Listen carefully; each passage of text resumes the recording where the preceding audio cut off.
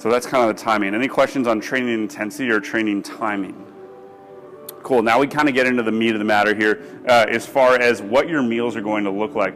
Now we've got meals 1, 2, 3, 4, 5, and 6. 2 of those are not necessarily meals. Chris, you look like you might have a question brewing. No. Okay, so now I want you guys to go over and click on meal prep on the right-hand side above your meals.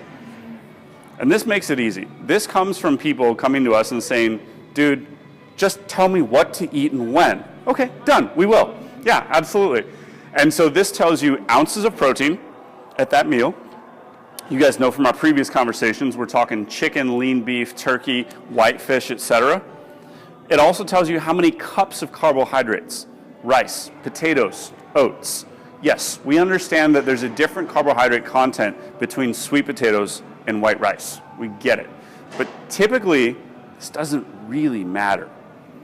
And why does that not really matter? Well, because typically people are going to mix those up a little bit and they're going to get a variety of that. And typically it's about right. Not to mention, when you're following this meal plan, you're going to be incredibly accurate as opposed to like, I'm going to eat this large pizza right now, which is not terribly accurate. So is there a little variation in there? Yes. If you're eating sweet potatoes and only sweet potatoes at every single meal, should we probably account for that? Yeah, we should probably flip it over, look at the macros, look at what's in a sweet potato and kind of figure that out a little bit. If you're getting some variation though, like it varies from rice sometimes, potatoes sometimes, and oats sometimes, and different kinds of rice, different kinds of potatoes. We're getting some variation in there, like we probably should. It becomes a non-issue. And so you'll see that carbohydrates are done in cups, down to the quarter cup. Finally, you'll see our fats in there. Our fats are listed as teaspoons. These are teaspoons, not tablespoons. There are 3 teaspoons to a tablespoon, if you care to do that math there. You'll see in mine, I'll have 6 teaspoons, a couple tablespoons there. And fats are typically very similar. If we're doing an oil, like an olive oil or an avocado oil or macadamia nut oil, they're very similar as far as fat content there because they're incredibly energy dense. And so there's really just a limit to how much energy can be in that in one little teaspoon. So that's... All oils except for canola oil, or all oils in general are fine? I'm sorry? Are all oils in general fine? Like, because I went to Trader Joe's and I have walnut, pistachio, like a bunch of frou-frou oils. Yeah, so some of those, it depends. And so if you're doing all nut oils, then I start to be a little bit concerned about the omega-6 fatty acid content of those things because nuts can be very omega-6 rich, and omega-6, the balance of omega-6 to omega-3 can be of a concern. And so if we typically have a lot more omega-6 in our diets than we do omega-3s. And so we typically want to balance that out by adding some omega-3s and limiting the omega-6. And so if that's all your fats all day long, yeah, we should probably level it out with some... Does coconut oil have omega-6? It does not. It does not have omega-6. Coconut oil is great. Okay. You can use coconut oil unlimited. And the walnut, pistachio, stuff like that, 2 concerns. 1, please don't heat them. If you heat them, they'll probably have a very low smoke point, and they're going to get rancid real quick. And that you don't want going in your body. It's make you feel funky. So don't heat those. But they can be very tasty on something like a salad or something like that, or even, like over... I think that's how I ended up getting them. I made a dressing. Yeah, beautiful. Yeah, so you can use those. But I wouldn't do it like at all 4 meals throughout the day. Okay. Yeah. And it also, just again, I know we talked about this, but do not heat olive oil and high heat. If you can do high heat cooking, a coconut oil or a butter, a saturated fat will tolerate that high heat much better. Your smoke alarm will thank you for it. Yeah, exactly. If it smokes, that's a bad sign. And then guys, finally the veggies over here. The 1 cup is kind of a minimum. We got to have a cup of veggies. And so if you're eating 3 cups of veggies at every meal, oh my God, you must be so full. It's tired chewing. Yeah, I mean, it's great for you. Don't get me wrong. Like, I don't think there's any real health reason that we would limit your vegetable intake. Right. I think for me, it was just getting used to that digestive thing, and it was rough. Yeah. So I just lowered it back down so I could be happier. Yes, I think that's a smart way to go. And so as far as like, if you look at like the really smart eaters out there, there's tons of diverse veggies on their plate. Yeah, we need a cup of veggies. So if you're like, dude, I hate veggies, great. You get to eat a cup of frozen spinach at every meal because it's pretty good for you. It fits the bill and it's easy to get. So a cup of veggies is a minimum. We've talked before about how some berries at breakfast is totally tolerable. Just take that into account as you're taking a look at your carbohydrates, because like a cup of blueberries, typically about 20 grams of carbs. If that kind of fits your carb count here, flipping back to the macros and over, okay, cool. You can kill 2 birds with 1 stone. That works pretty well. Now, there's going to be some new stuff in here. Some new stuff, and that's going to be one in the form of a pre-bedtime meal and or shake, as well as a post-workout shake. And so this post-workout shake, you'll see kind of this eye next to it. So if you guys tap on that, you can see that we recommend a whey protein shake post-workout. Whey protein is very exciting for athletes because it's what we call a leucine-rich protein. Leucine is the amino acid that's prevalent in whey protein that helps to start our body in the recovery process. It helps stop catabolic breakdown of musculature and starts the rebuilding process, the anabolic process of rebuilding. It's very much a flash in the pan, so it acts very quickly. It gets into your bloodstream, starts the recovery process, and gets back out. The maximum we recommend is about 25 grams, and that's for a large human being. We show that more than that typically doesn't do a whole lot of good. It doesn't do any harm. It's just kind of a waste of money.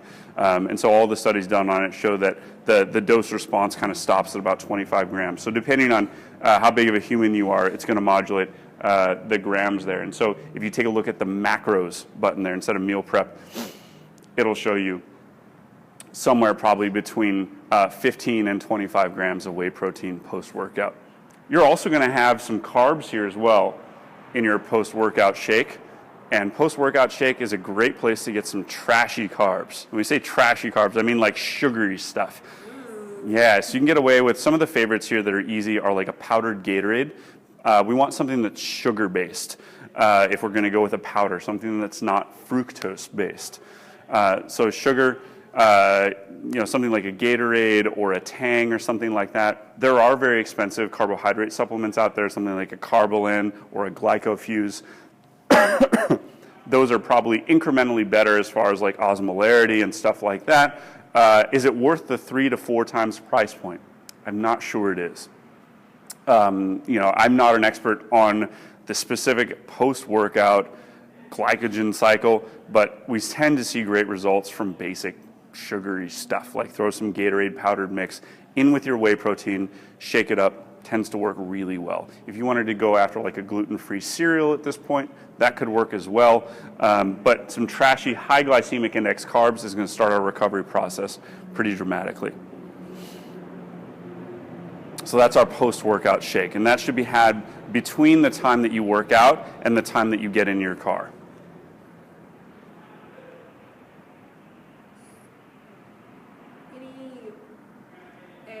I attempted to make some protein shakes, but not really a post-workout shake. Just mix it with water, and are there any specific ones you recommend that are whey-based? Mm-hmm. Yes, we sell several. Yeah, so right now we do SFH protein, which is clean. We're also getting another one called Ascent is the brand. It's very cool stuff. Very clean. Protein doesn't have a lot of trash on it. It tests well in laboratories as far as like what they say is in it is typically what's in the bag. That's not always the case with all brands of protein. Please don't buy your protein supplements at Walmart. That's a really bad idea. The things that are claimed to be in those tubs are not in those tubs. The supplement industry is not regulated like drugs are, so they have to prove that the ingredients that they say are in there are safe. They don't have to actually prove that the ingredients they say are in there are actually in there, which is an interesting loophole. So going off of the back of the label, you really need to do your research rather than reading the back of the label. Mm-hmm. Okay. Yeah, and so we carry a couple brands that we know are safe. Of course, that's not wholly inclusive, so there are safe brands out there that we don't carry. I just can't vouch for them. And so we do sell some of that whey protein that's good. Additionally, honestly, it's probably not going to fit exactly to your macros, but we carry a product in the vending machine that's carbs and whey protein. It's in a shake. You can just knock that back, called Core Power. It's pretty good. It doesn't have any of the nasty vegetable oils that something like a muscle milk has in it, or any of the other weird stuff that, heavy metals and things they've found in post-workout shakes. you heard of Advocare? Advocare? Yeah. Yeah. What do you think about their post-workout? I haven't looked at their post-workout in 5 years, but I had an hour-and-a-half phone call with one of their head nutritionists, and I think it's, at least as it was 5 years ago, it was absolute trash. It was mostly soy protein based, which is not what you want post-workout. I'm going to show you their label, I guess you tell me. Is that what you can look at? What's that? You just need to look at their label that you can tell me? Okay. Like they're, I mean, yes, if you believe that that's what's in it. Yeah. I don't, typically people that are in the business of a pyramid scheme are not interested in your health. So those are companies that I don't trust. Herbalife, Shakeology, Advocare, any of those, like they tend not to put out high quality products. Are there some Advocare stuff that's okay? Yes, some of the stuff's okay. But yeah, the last time I saw their post-workout shake, it was miserable. it's $80. It better be good. Yeah, there's a lot of stuff that's expensive out there that's absolute trash. Yeah. You kind of have to know the source and know what you're getting into, and so that's why we don't sell Advocare here. Is because we don't provide it. It's not a profit center for us. It's simply a convenience for our athletes to buy it from us because we can vouch for it. It's things that we take and that we know are safe and that we've researched. And if we don't carry it, I can't vouch for it because I'm not going to recommend something to you that I wouldn't personally put in my body. So yeah, I honestly wouldn't. I don't think it's a good idea. Is it going to kill you? No. Are you going to get optimal results out of it? Probably not. I don't know, but I'll take a look at the label. So it's soy. That's what's bad. I mean, I can't vouch for what's in it right now because I haven't seen a label in the last 5 years, like I said. But yeah, they sent me a bunch of their stuff when we opened the gym, and we had a big discussion. They sent me their regional manager down here to try and recruit me to sell their stuff several times, and they gave me a lot of their product, and I was like, I'm not going to take this. Like, this is terrible for you. And he's like, well, let's get you on the phone with our nutritionist. And I had it out with our nutritionist, and it's like, sorry, man, this stuff is very well studied. Like, there's a lot of clinical studies out there that show that soy-based products are problematic for athletes for a lot of reasons. And he's like, oh, those studies are bunk. And it's like, I don't know. Seemed like well-designed studies to me. So we had a disagreement there.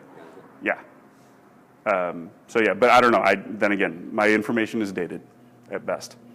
So macros and meal prep, these are your meals. The final one is a bedtime meal, and this can be tackled in a couple of different ways. If you're having dinner and then there's a period of time and then you go to bed, we can have another small meal before bed. Also acceptable possibly to do a shake there as well. And some people like doing a shake before bed. It's a nice little treat. If you would prefer to do like some casein protein, some frozen berries for your carbs, and some peanut butter for your fat, can be awesome and a tasty little treat at the end of the day. So that can be a great way to go. Just be aware of it. We don't carry casein protein powder right now, but we will next week. It's being shipped to us. And the reason we didn't carry it before is I couldn't find a casein powder that I tolerated well. It reacted with me, and now I finally find one. And so this one's apparently clean enough and processed minimally. It tends to work well with people. So we'll carry that, and that's going to be an Ascent product. But we'll have that here. Anyone we could find in the meantime? Yeah, so typically Dallas-based company called Dymatize makes generally high-quality products. They test well in lab results. They make a casein protein powder that's pretty solid. That's pretty good. You can buy Ascent online as well. Okay. ASCENT is also really good. There are others. I know those two are generally very clean. Okay, where is Dymatize only online, or can we go pick some up tonight at Target? I don't think Target carries it. I am fairly certain that not Optimum Nutrition. Shoot, what's the name of the one? Kia, do you know the name of the shops that they have around here? It might be Optimum Nutrition. There's some nutrition shops around here that carry it. Okay. But pretty much any bodybuilding type supplement store will carry Dymatize stuff. Okay. It shouldn't be hard to find. You can tell I've never been to any of those kind of stuff. I actually haven't either. I either talk directly to the reps or I buy it on Amazon. So yeah, they can 2-day that stuff. I have Amazon. How do you live without Amazon Prime?